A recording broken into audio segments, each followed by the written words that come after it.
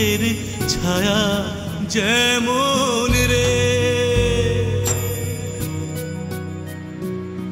মোহর বন্ধুর মায়া তেমন রে,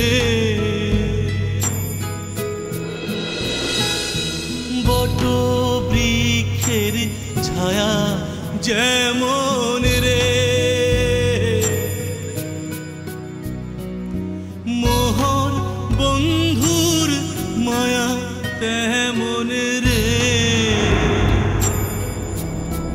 বন্ধু কাজল ভ্রমরা রে, কোন দিন আসিবেন বন্ধু, খোয়া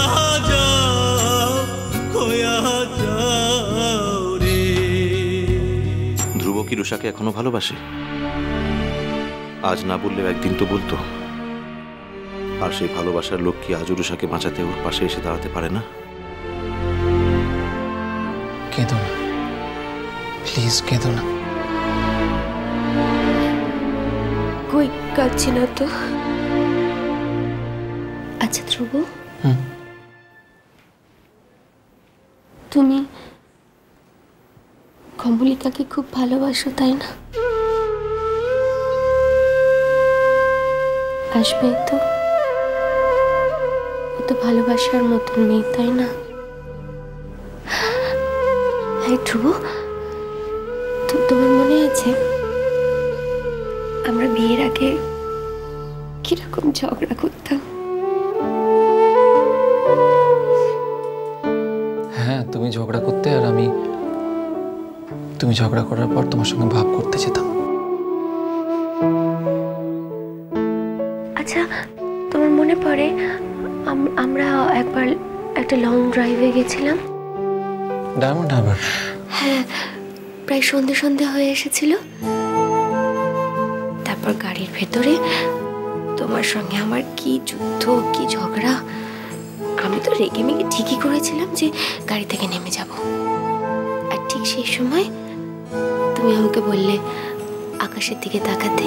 হ্যাঁ, আর তখন আকাশ জুড়ে কালো মেঘ, আর তার ঠিক ঘন্টা দুয়েকের ভিতরে ঝোড়ো বাতাস, মানে একটা ঝড়ের মতন উঠলো। আর গাছগুলোর মাথায় যত পাখি ছিল তাদের কি চিৎকার। আর গাছগুলো মনে আছে, গাছগুলো সেই পাগলা হাতির মতন মানে মানে এমন মাথা দোলাচ্ছিল যে গাড়ি থেকে নামবো কি, তখন তো রাগ টাগ সব ভুলে। তুমি তো ঝড়ে ভয় পেতে। হ্যাঁ ধ্রুব, ঝড় কি বলছো? আমি তো একটু জোরে বাতাস বইলেই বুকটা কিরকম ধরপড় ধরপড় করে। আর সেই সময় গাড়ি থেকে নামাটামা ভুলে একেবারে তোমার বুক।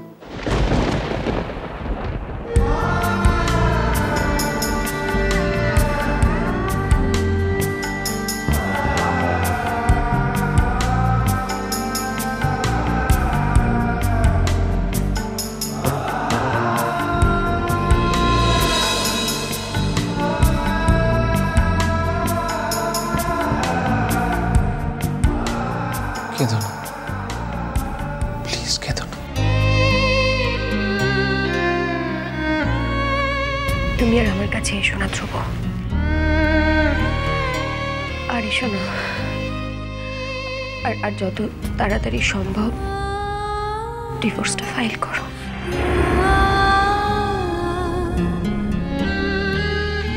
আসছি।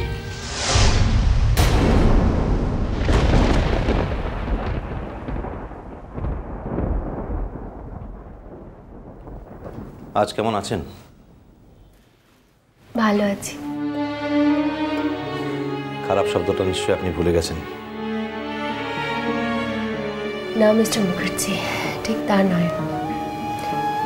আমি যে জীবন, যে দিন, যে সময় পেরিয়ে আজকে এখানে এসেছি, তার কাছে এই শারীরিক কষ্টটা কিচ্ছু নয়।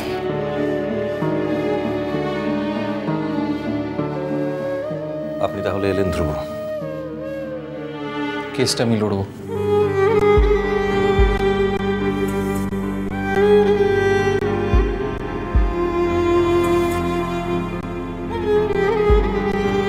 আপনার কাছ থেকে আমি এই আশা করেছিলাম ধ্রুব। আপনাকে অনেক ধন্যবাদ মিস্টার মুখার্জি। আপনি সেদিন এই কথাগুলো না বললে একটা সত্য সারা জীবনের জন্য আমার কাছে অজানা থেকে যেত।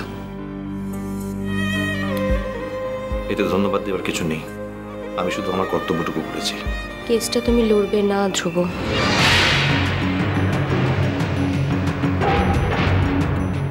তুমি তো আমাকে অনেক দিন ধরে চেনো রুষা।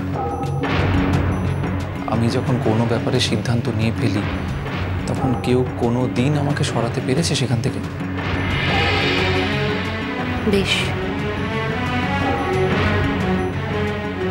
তবে আমার একটা শর্ত আছে। শর্তটা যদি মানতে পারো তাহলে ভালো, আদারওয়াইজ আমি তোমার সঙ্গে কোনো রকম কোঅপারেট করবো না। কি শর্ত? এই কেসটা লড়ার আগে আমাদের ডিভোর্সটা হয়ে যেতে হবে।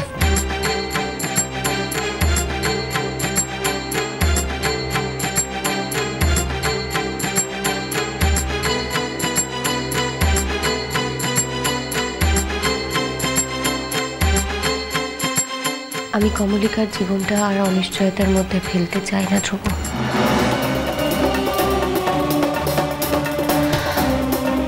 অন্ততপক্ষে আমি নিজে সেটা হতে দেব না, কোনোদিন না।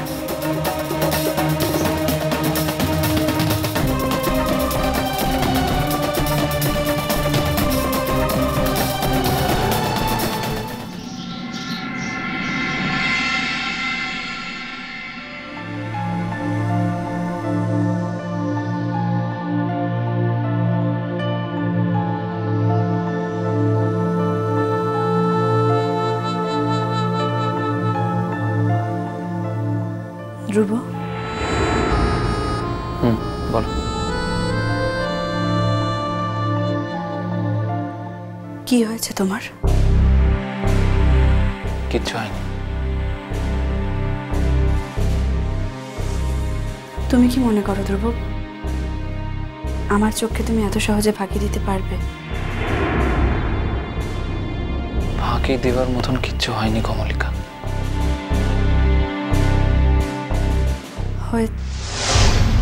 হয়তো হয়েছে, আমি বুঝতে পারছি না।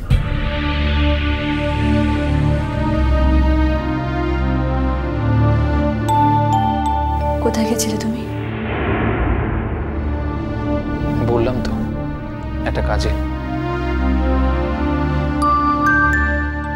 আগে কখনো এভাবে বলতে না তো।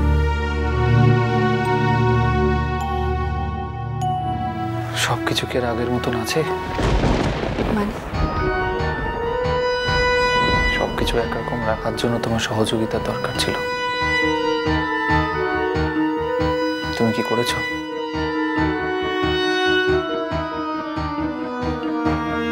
আমি জানি ধ্রুব, অনেক ক্ষেত্রে আমি অনেক ভুল করেছি।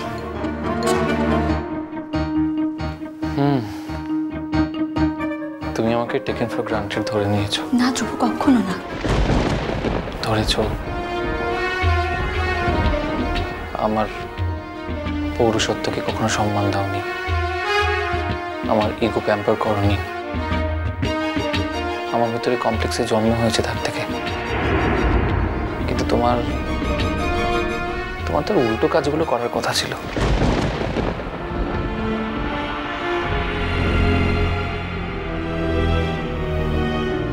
I am sorry. It's okay.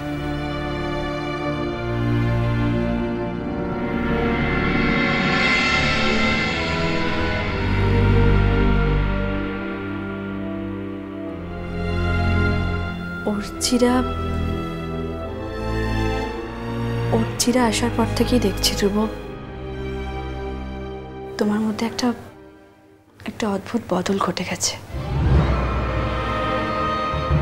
ওদের আসার সঙ্গে কোনো সম্পর্ক নেই। অর্চিরা এসে ধ্রুব তোমাকে রুষার সম্পর্কে কিছু নতুন তথ্য দিয়েছে, আর আমি নোটিস করেছি যে তারপর থেকেই তুমি আনমাইন্ডফুল হয়ে আছো। ইনফ্যাক্ট তারপরেই তুমি কাজ আছে বলে বেরিয়েও গেলে। আর কিছু বলবে? ধ্রুব, তুমি আমার কাছে প্লিজ কিছু লুকিও না। যাই করো না কেন, অ্যাটলিস্ট আমাকে সত্যি কথাটা বলো। আমি রুষার কাছে গিয়েছিলাম মিষ্টি কুটু মিষ্টি কুটু মিষ্টি কুটু